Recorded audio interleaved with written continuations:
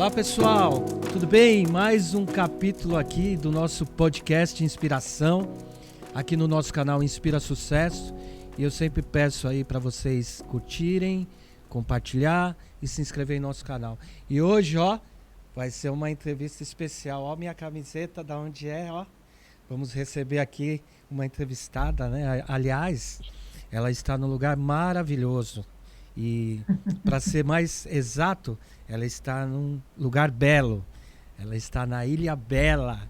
A nossa amiga, uma pessoa que eu tenho um carinho enorme, Lígia Forte. Tudo bom, Lígia? Seja bem-vinda.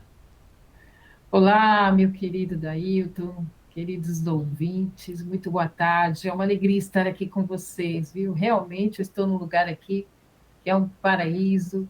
Tem sido dias lindos de verão, com aquela chuva no final do dia refrescante.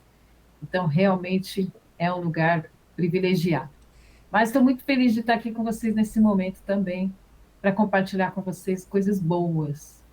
Legal. E você viu minha camiseta aqui, né? Ó, é Nossa. homenagem a você, viu? E falando pra você, Lígia, vou te dar só uma dica, assim, né? Uma sugestão. Essa Ah. camiseta já tá meio usadinha, velhinha. Tô precisando comprar uma camiseta nova. Só que eu só consigo comprar aí, né? Então, Estou te esperando aqui, então, tudo bem, pode vir, pode vir. legal, Lígia. Aproveita aí que é carnaval, vai ser um tempo muito legal esses dias, com certeza. Tá bom. Assim que possível eu irei. Eu lembro que no último dia que eu fui aí, eu cheguei exausto lá, porque a Lígia mora lá no alto da Ilhabela, né?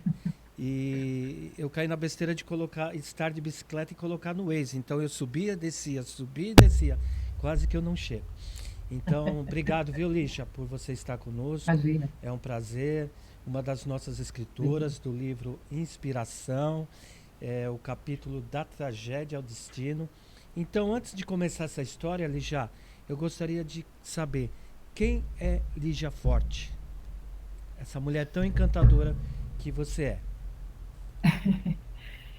Sou mãe, sou esposa do Tato, tenho duas filhas, dois netos, Samuel e Valentina, e muito feliz. Olha, a maternidade eu achei que já fosse algo extraordinário de Deus, uma dádiva de Deus, mas ser avó, olha, eu recomendo todos porque é um amor inexplicável. É inexplicável a criação de Deus sobre família, história de família, eu fico maravilhada.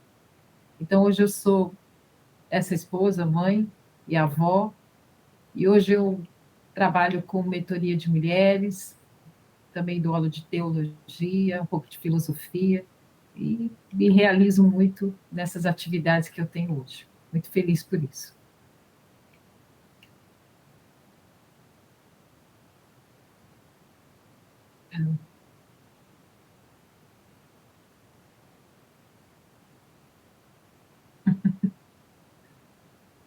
Você era uma menina mimada, cheia, arrogante, assim, não sei se sentido.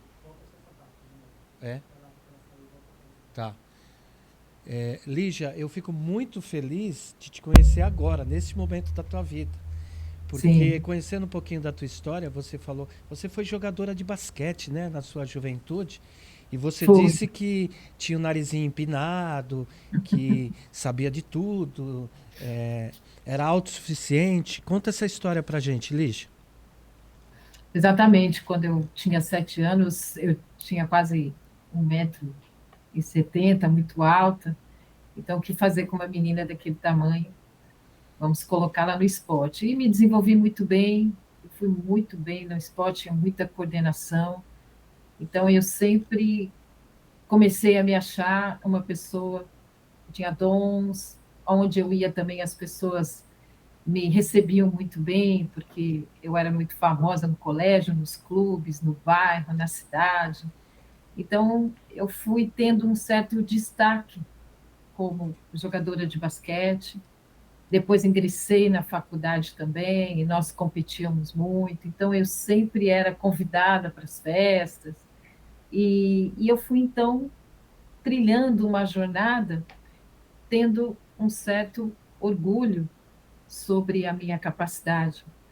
Também comecei a trabalhar como empresária com o meu marido, e nós tínhamos então um carrinho de praia, nós ampliamos, tínhamos quase uma rede lá de carrinhos de praia. Fomos estudar, eu fui fazer educação física, depois fisioterapia, ele era médico, então nós começamos uma vida muito bem sucedida, digamos. Então, tudo que nós fazíamos, nós prosperávamos. E isso me dava orgulho daquilo que eu sabia fazer, eu tinha o domínio sobre tudo, eu tinha o controle sobre todas as coisas. Então, eu comecei a falar: uau, né? Sou uma excelente empresária, muito bem-sucedida, fui uma jogadora de basquete muito bem-sucedida, conhecida, e assim eu fui trilhando um caminho de que eu tinha o controle sobre tudo, também sobre os meus sonhos. Então, comecei a ter sonhos com família, com trabalho. Interrompendo a sua entrevista, mas só para a gente pontuar aqui, nessa época que você jogava basquete, quem eram as suas companheiras de time? Só para a gente se localizar aqui no tempo. Ah, da época da Hortência, da Isso, é. Paula, da Branca, sim, Você sim. jogou com todas elas, então, nessa época? Nós trabalhávamos no Divino Salvador, que era em Jundiaí, nessa época. E aí você veio com essa história, né? Você começou a namorar o teu... Eu deixei o basquete justamente porque naquela época eu não vi muito futuro ali de desenvolver na seleção brasileira e eu preferi estudar. Então, eu ingressei na faculdade de educação física e logo depois fisioterapia. E eu fui muito bem sucedida. E conheci meu marido, e me casei com ele, ele fazia ortopedia e eu fisioterapeuta. Então, nós tínhamos os sonhos e traçamos esses sonhos. De trabalharmos a vida inteira numa clínica de ortopedia que nós tínhamos. Então, veio a primeira filha, Fernanda, depois a segunda filha, Mariana. Então, nós tínhamos uma família muito feliz ali, tínhamos um casamento muito feliz, os planos nossos estavam todos estabelecidos, estavam acontecendo, estavam se realizando, e nós, então, começamos a desenvolver. E num dia, eu tinha tanta confiança em mim, tanta confiança no meu trabalho, na minha família, naquilo que eu tinha planejado, que um dia eu pensei,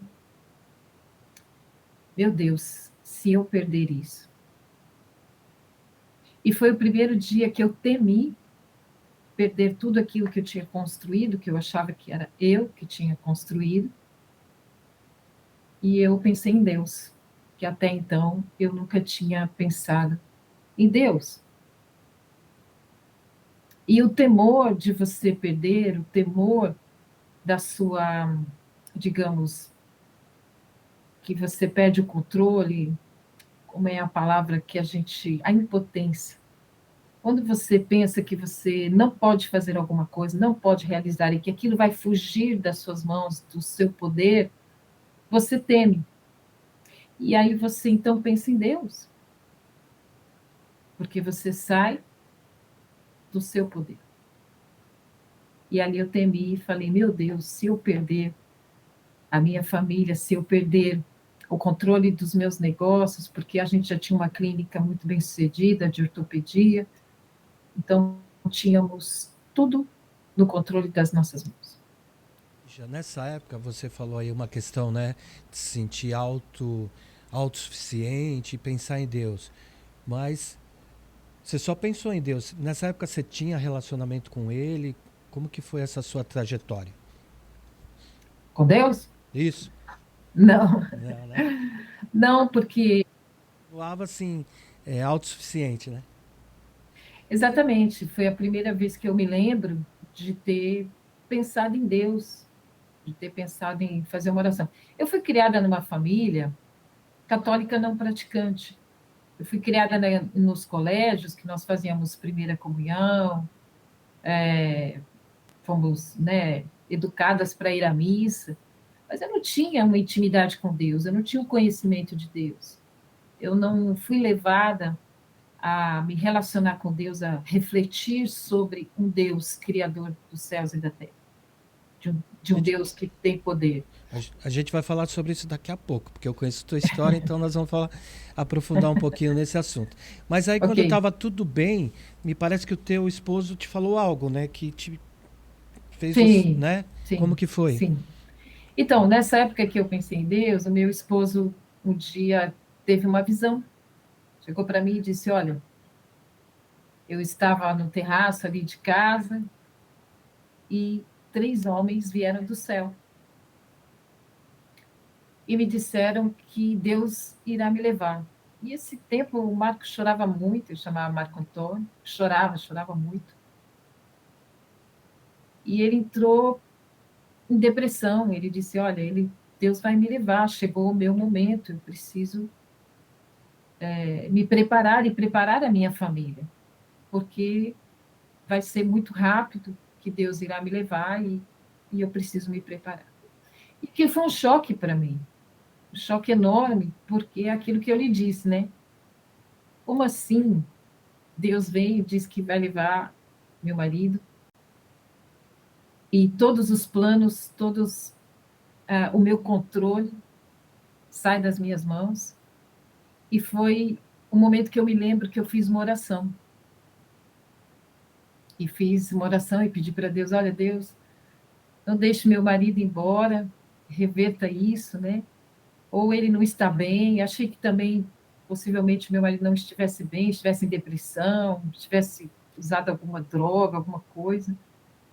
Que ele chorava muito, chorava muito. Depois disso, ele perdeu 15 quilos, entrou em depressão, deixou de trabalhar.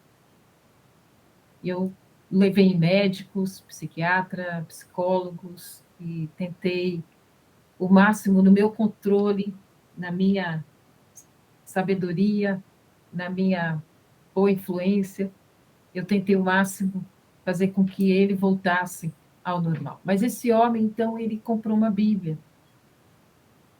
e ele começou a ler a Bíblia e começou a falar comigo sobre Deus, sobre as coisas, a criação, sobre a humanidade, sobre um sentido de vida, sobre como eu deveria pensar dali para frente. E eu rejeitei muito, eu não acreditava naquilo.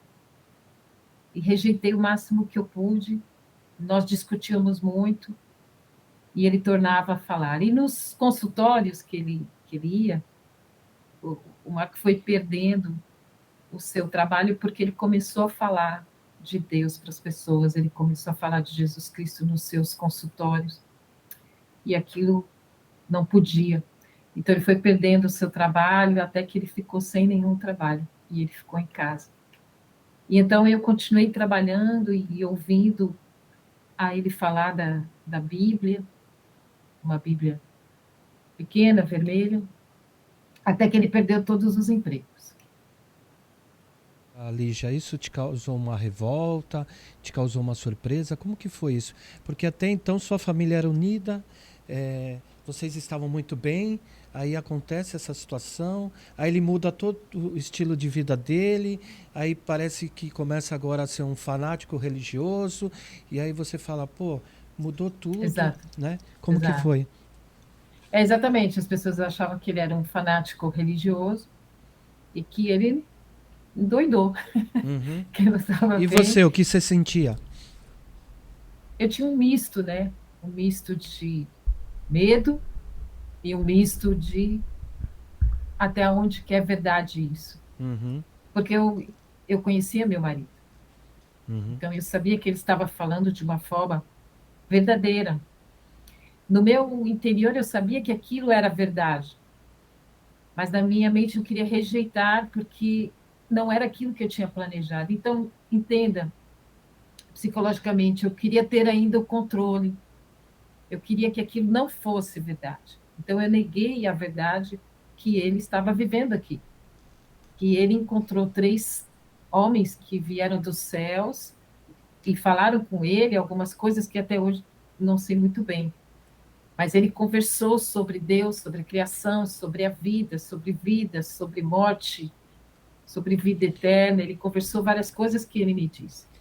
Ok. mas eu rejeitei por achar que aquilo sairia do controle das minhas expectativas da vida, daquilo que eu Uhum. tinha planejado para a vida. Nós, veja, a gente é muito criado para ter sucesso, para ter metas, cumprir metas, estudarmos, trabalharmos e não saímos da regra, não saímos daquele quadradinho, Uhum. socialmente dizendo, né?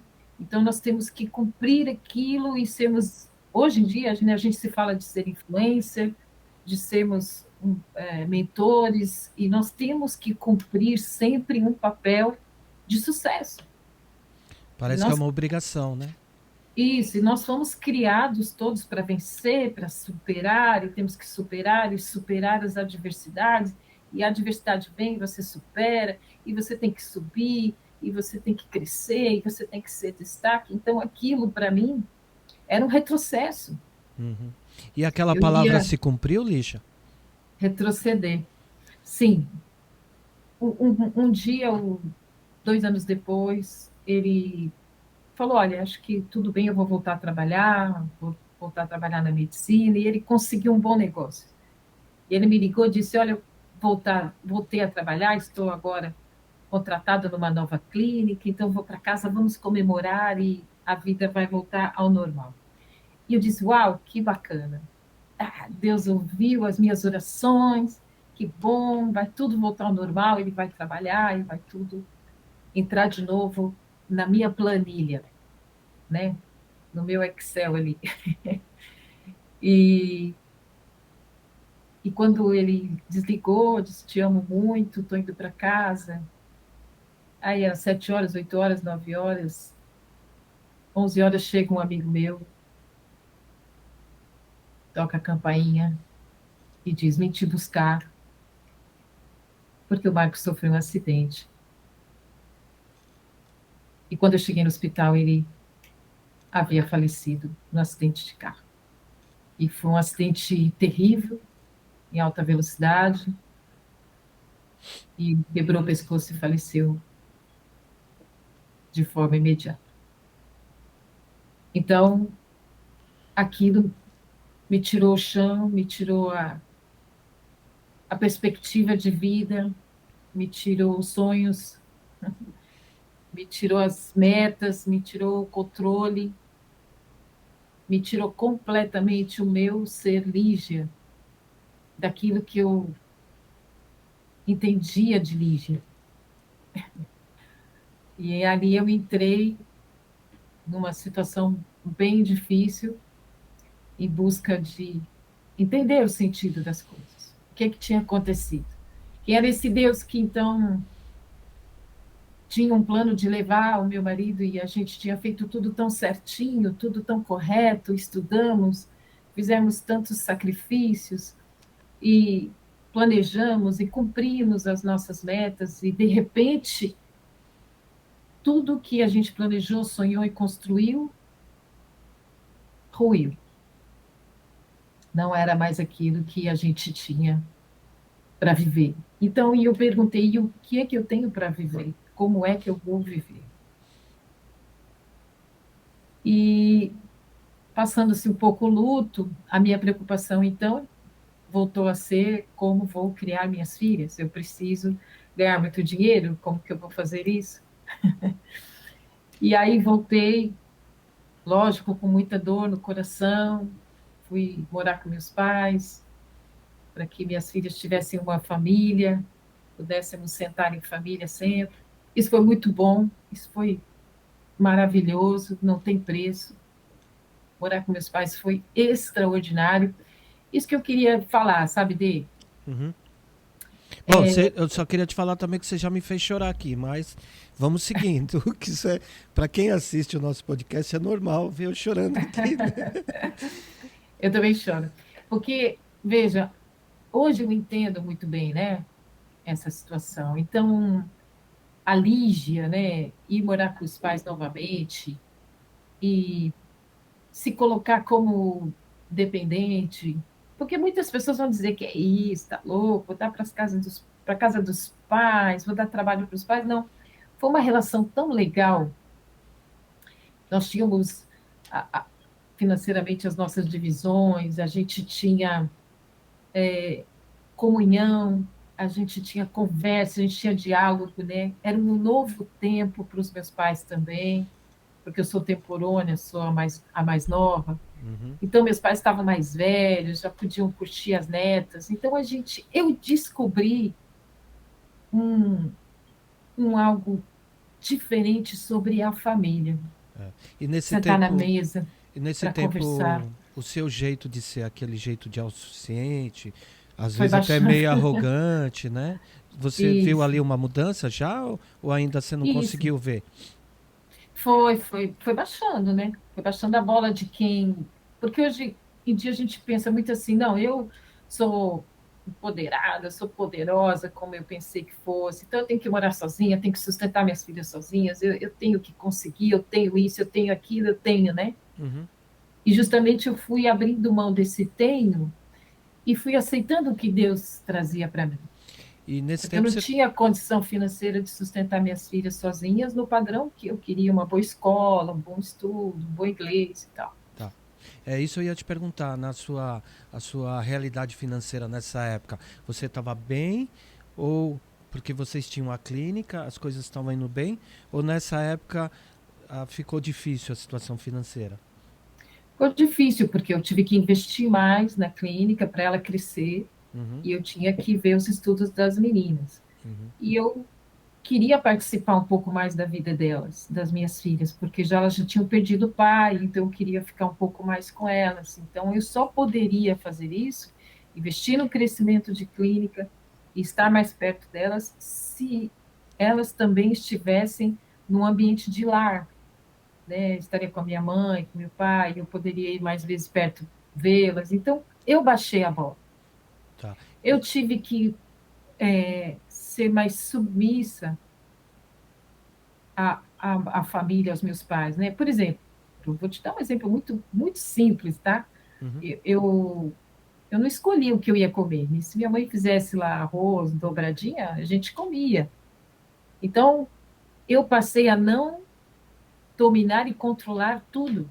Porque quando você tem a sua vida, você controla o que você vai comer, o que você vai beber, o que as crianças vão fazer, o que isso, o que aquilo. E eu comecei a deixar a minha mãe e meu pai participarem, eu participar da vida deles, minhas filhas começaram a participar. Esse relacionamento, não de imposição, mas de se relacionar, foi muito bom. e deixa eu te Poder perguntar. conhecer meus pais de uma forma, poder permitir que eles também pudessem conversar comigo, com as minhas filhas, conhecer meus pais diferentes, foi muito enriquecedor. Nessa época você estava com quantos anos, mais ou menos, Lígia? Eu tinha 33 quando o Marco faleceu. Então você foi assim uma viúva muito jovem, né? Muito É, prematura, né? sim, 10 anos de casada, já estávamos 10 anos casados, e então fui morar com meus pais com 34, 33, 34, e aí fiquei até elas fazerem 18 anos, porque elas tinham 6 e 5 anos. Uhum. E aí, Lígia, conhecendo um pouco da tua história também, eu sei que com essa situação você começou a tentar buscar alternativas, né? E parece que você foi entrar na área de investimentos, você fez Sim, algumas coisas aí, não foi isso? foi. Então, na pressa de ganhar dinheiro, de investir, de querer dar um bom estudo, uma boa vida para minhas filhas e não pesar para os meus pais, aí aqui a gente normalmente peca porque a gente não pergunta para Deus novamente, que nos criou e que tem planos melhores que nós.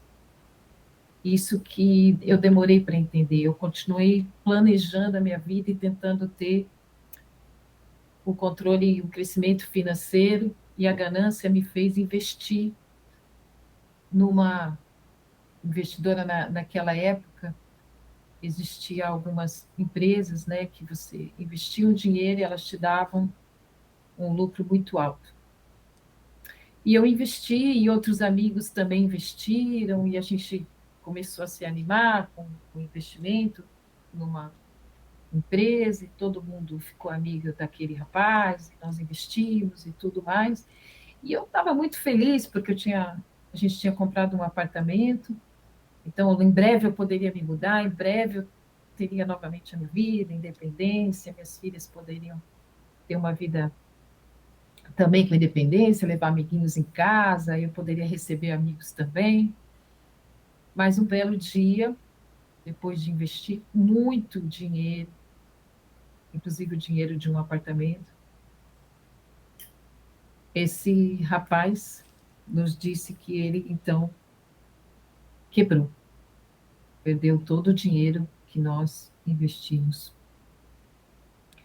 Mais uma vez, eu perdi o controle, mais uma vez, me senti impotente, mais uma vez, fiquei sem perspectiva de vida. Não só eu perdi, como meus pais perderam dinheiro, minha irmã, minhas irmãs, amigos queridos e tantas outras pessoas que eu conheci e fiquei sabendo depois. Foi uma avalanche muito grande em nossas vidas, inesperada. Foi um grande golpe também, emocional e de recomeço. Novamente eu precisava recomeçar, novamente eu precisava refletir sobre o sentido da vida. Quem era a Lígia, para onde ela estava indo e qual era o sentido de todas as coisas. Ô, Lígia, e não foi só uma perda financeira, né? Parece que as pessoas achavam que você estava envolvida no golpe e aí houve um desdobramento negativo em tudo isso, não foi? Sim, sim, as pessoas achavam que eu tinha esse planejado esse golpe, né, justamente porque eu tinha uma vida um pouco mais tranquila, e então começaram a questionar sobre a minha vida, sobre o meu caráter, então começaram a querer esse dinheiro, e aí as pessoas começaram a planejar, e foram na delegacia, colocaram que eu tinha, muito provavelmente eu era uma sócia oculta, algumas pessoas mandaram me sequestrar para saber onde estava esse dinheiro, eu fui sequestrada, algumas pessoas encomendaram uma surra para mim, algumas pessoas encomendaram a minha morte. Então eu falo assim, aonde chega o ser humano quando o ser humano só pensa no dinheiro, só tem essa perspectiva material e não tem essa compaixão, empatia, de se colocar no lugar do outro e trazer um julgamento muito cedo. O que eu vejo hoje, inclusive hoje, tá, que isso foi há muitos anos atrás, hoje você vê na internet as pessoas vivendo isso, né? Uhum. Um julgamento pela aparência, uma crítica muito severa ao próximo, sem se colocar um pouco no lugar do outro. As pessoas não têm essa empatia. E há um julgamento e uma crítica muito fácil, porque as pessoas na internet julgam. Então, há uma falta de conhecimento do que é verdadeiramente uma vida completa, porque nós não somos só trabalhadores ou só empresários, mas nós temos família, temos filhos, temos outros envolvimentos como um ser humano que pensa, um ser humano que tem emoções, um ser humano que tem relacionamentos, que tem expectativas de vida, que tem defeitos, que tem falhas, que tem medos, né? Nós todos temos medos, todos passamos por vales, não somente montes, mas vales. Então, o que eu vejo na humanidade, que eu já observei naquela época, e hoje eu trato muito com mulheres e tudo mais, é essa falta de entendimento de quem somos como um ser totalizado, que pensa e sente e se relaciona. Inclusive você falou sobre julgamento, você foi julgada, né? Você chegou a ser condenada ou não, Ah, Lígia? é, eu fui condenada como ré, né, Uhum. em conjunto com o dono da empresa, e prestei serviços, naquela época, sociais, né, que fala. Sim. Prestei serviços durante 2 anos, não podia sair do país, não podia ter o passaporte liberado, então tinha que ter um controle de onde que eu trabalhava, tinha que todo mês ir lá prestar contas de trabalho, moradia e etc. E parece que Então, você se torna uma pessoa bem humilde. foi assim, literalmente foi obrigada a se comportar desta forma, né? E você me E falou se que teve torna, uma pessoa que te ajudou nessa época, né? porque o coração, veja só, veja o coração da Lígia como foi sendo transformado, né? Como nós todos somos transformados com a maturidade. O que é a maturidade? É essa sequência, né, de vivências que nós vamos vendo, o que realmente é importante e o que realmente não é importante. O que é de valor e o que tem preço. Porque nem tudo que tem preço tem valor. E eu comecei a trazer valor para a vida. E o fato de eu ter que me apresentar a um juiz todo mês, durante 2 anos, e prestar serviços comunitários, aquilo mudou minha vida, porque eu comecei a ver outra realidade. Então, aquilo que a gente acha que é ruim, né, às vezes é muito bom para nós. E aqui foi abatendo o meu orgulho, a minha vaidade, a minha autossuficiência.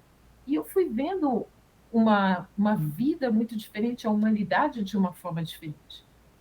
E eu fui dando valor ao próximo. Isso foi muito legal na minha vida, porque essa oportunidade é única de você poder servir alguém, né? Porque eu servia, tinha muitas clínicas de autismo, era muito bacana de eu poder ser útil de alguma forma para pessoas que sofriam tanto. E eu nunca tinha vivido aquilo, nunca tinha pensado naquilo. Que pessoas pudessem sofrer tanto, de tantas impossibilidades, de tanta impotência, e serem dependentes, muitas vezes, de Deus. E Sim. eu achei aquilo incrível. Ô Lígia, você passando toda por essa experiência, né, dessa questão de cumprir essa pena, mas depois o caso se reverteu, né? Porque descobriram Ah, que sim. você não tinha nada a ver e você foi, Sim. foi absolvida, vamos dizer assim, é isso? Sim. Sim, durante 7 anos, né, fui investigada sem eu saber, sem meu conhecimento. A Polícia Federal continuou investigando esse montante de dinheiro, era um valor muito alto, um valor, na Hoje, época, hoje 8 poderíamos milhões, falar em quanto hoje? talvez 40 milhões, que Uhum, era, na época, no ano 2000 e pouco, eram 8 milhões e meio. uhum. Hoje, talvez 30 milhões de reais. Então, veja, era um montante muito grande, e tinha muitas pessoas envolvidas, comunidade eles chamam, né? Então, a Polícia Federal continuou investigando e eles então me chamaram depois de 7 anos que eles não tinham encontrado nada. Meus telefones foram grampeados, minhas contas bancárias vigiadas, né? Então, ele chegou e disse, olha, dona Lígia, está aqui o papel, e a senhora realmente não tem nada com isso, né? Então me deram um papel aqui, eu não lembro o nome, como chama em advocacia, mas que o Estado, ele poderia processar o Estado, mas que o Estado tinha errado lá comigo, mas eu não quis, fiquei tão feliz, eu falei, não, não, tá tudo certo, vou para minha casa com esse papel, com esse documento, tenho o nome livre, inocente, então tá tudo bom. Que bom, E eu Lígia. fui muito feliz pela experiência que eu tive, pela vivência que eu tive. Outras pessoas ficariam revoltadas, outras pessoas teriam xingado, teriam processado o Estado, cada um tem uma reação. Eu tive essa reação de que a experiência que eu tive, o que eu podia tirar de bom daqui. É. Eu sou outra Lígia, completamente diferente, pela oportunidade das experiências que eu passei, entende, Dê? É Isso. isso que eu queria que as pessoas pensassem em tudo que elas estão vivendo, que elas no momento acham que é muito ruim, muito difícil. Foi difícil? Foi. Mas hoje é uma riqueza para mim de poder passar para as pessoas o que eu passei foi muito rico. Uhum. E Lígia, e em todo esse processo, lá atrás você já tinha questionado a Deus. Em algum momento nesse processo você questionou ou você se rendeu a Ele? Como que foi essa história desse É um encontro com você? processo de é um processo de namoro, né? Que Deus foi falando comigo e foi se revelando para mim. Uhum. E cada dia mais eu fui me apaixonando por esse Deus. E eu fui refletindo, né? Porque tão lindo que Deus fez, apesar das perdas.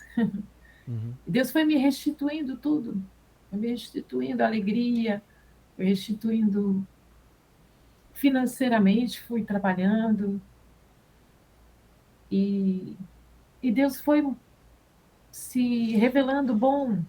E aí resgatou toda a tua vida, né? Você Sim, encontrou uma nova pessoa, né? sim, sim. Depois eu fui à igreja cristã, evangélica, fui lá para conhecer esse Deus, pedi para uma amiga me levar Uhum. e disse: Olha, eu quero conhecer a Deus, eu quero ler a Bíblia que meu marido lia, e eu quero conhecer esse Deus de quem ele me falou.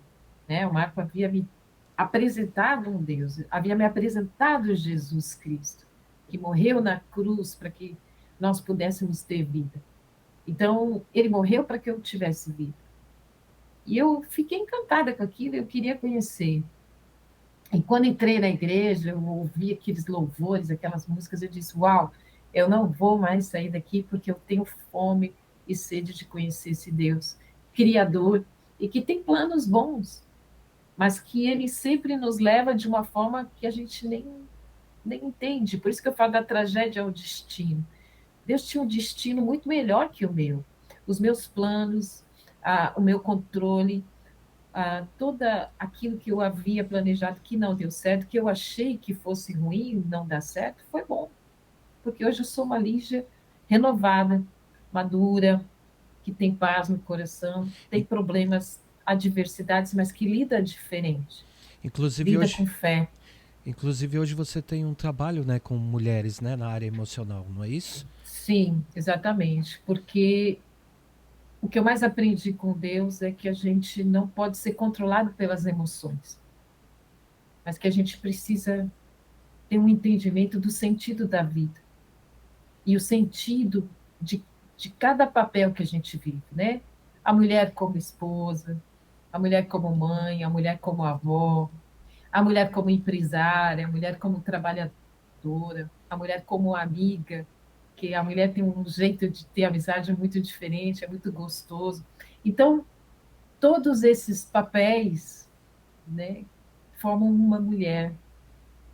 Como eu disse, eu hoje, Lígia, sou outra mulher que vive todos esses papéis de uma forma em paz, de uma forma submissa a Deus. Quando a gente fala em submissão, as mulheres pulam, né? Fala, eu não vou ser submissa. Mas é tão bom você entregar para Deus a sua vida. É tão reconfortante. Traz tanta segurança. Você se sente seguro demais, segura demais nos braços do Pai, daquele que nos criou para um destino bom. Ô Lígia, Porque ele é sempre bom, né? e quando você era pequenininha, que seu nome estava lá, Lígia Forte, você não imaginava que tinha que passar tantas coisas para que esse nome realmente pudesse ter um É. valor tão grande. Aí, Lígia, para E eu gente passei caminhando aí. tantas coisas, muito mais ainda que eu já passei depois disso, de Ah, muitas outras adversidades passei, mas eu passei com paz, com confiança, entende? É é diferente. diferente, né? Então, Lígia, a gente já está caminhando para o fim. Uhum. Então, para as pessoas que estão te ouvindo e talvez estão passando por um momento escuro, assim como você passou, injustiçado, dolorido, porque a desgraça ela vem e não te dá, não te fala quanto. O que você poderia dizer para essa pessoa hoje? Para que cada momento escuro, os momentos mais escuros, que são 3 da manhã, que é o momento que está mais escuro à noite, é o momento que está quase amanhecendo. E todos os dias vai amanhecer. E a sua escuridão vai amanhecer. E tudo tem um propósito diferente. Deus tem uma visão boa para nós. Então não olhe a sua escuridão, a dor, a perda, muitas vezes a traição, muitas vezes a falta de amor, a ingratidão. Não olhe para isso de uma forma negativa. Não olhe para isso como se fosse a respeito de você. Não é a teu respeito, a ingratidão, a traição, a mentira, a falta de amor, a falta de respeito. Não é sobre você. É sobre a vida, o sentido da vida. A vida é muito mais que isso. O valor da vida é incalculável. A dádiva de viver é incalculável esse valor. Então, Deus tem muita vida para nós. E os ensinos que ele trouxe, os ensinos da Escritura, porque eu ensino justamente a nossa vida, baseado nas Escrituras, naquilo que Jesus, o Criador de todas as coisas, nos ensina. Então, ele sempre vai trazer valor para nós. Ele sempre vai trazer um sentido novo para a vida. Nada é o fim, nada acabou, tanto que ele nos dá vida eterna. Há uma continuidade do que fazemos aqui para a eternidade. Então, eu acho lindo isso, porque nada é em vão e nada tem um fim. Sempre tem um recomeço. E um Sempre o propósito, né? dia amanhece. Ok, Lígia, muito obrigado. Eu sou Bom, muito teu fã. Eu tenho um carinho especial por você, né? também tenho. Obrigado por Sabe tudo. disso. E se as pessoas quiserem te convidar para fazer uma palestra, contar essa sua experiência, como que ela pode fazer?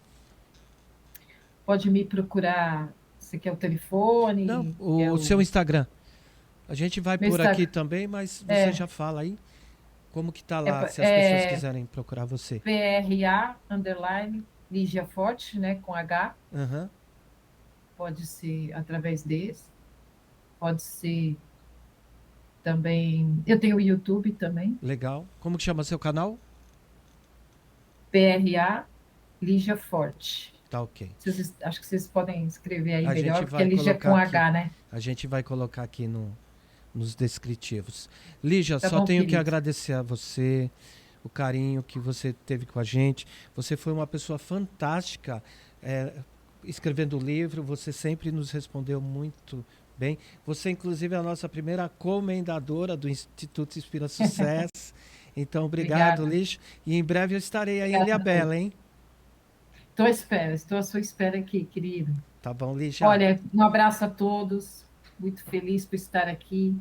Espero que um pouquinho eu possa ter contribuído para a sua alegria e para a sua esperança.